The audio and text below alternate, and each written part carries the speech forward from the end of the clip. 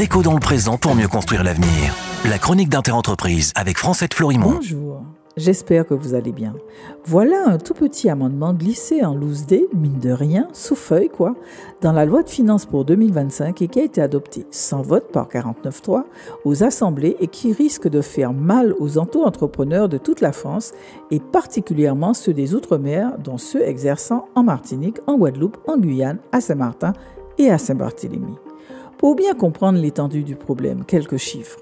En 2023, les URSSAF dénombraient 2,7 millions d'auto-entrepreneurs, soit une augmentation de 8,6% par rapport à 2022. Et la dynamique s'est confirmée en 2024, 2,9 millions d'auto-entrepreneurs déclarés, soit une progression encore de 7,5%. Des auto-entrepreneurs, il y en a dans tous les secteurs d'activité et de tous les âges.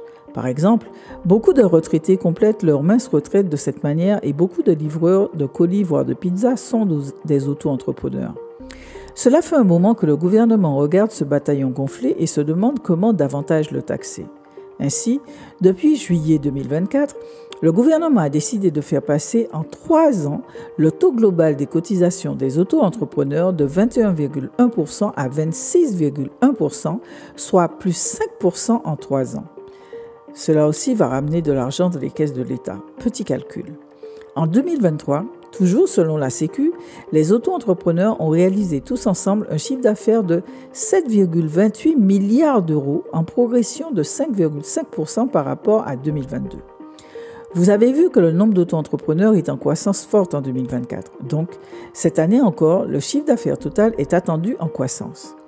Donc, en taxant 7,28 milliards d'euros à 23,1%, comme cela se fera en 2025 au lieu de 21,1%, ce seront 1,6 milliard d'euros supplémentaires qui tomberont dans les caisses de la sécurité sociale. Personne n'a parlé de ce premier coup de rabot. On continue demain. Prenez soin de vous. Déco dans le présent pour mieux construire l'avenir. La chronique d'Interentreprise avec Francette Florimond.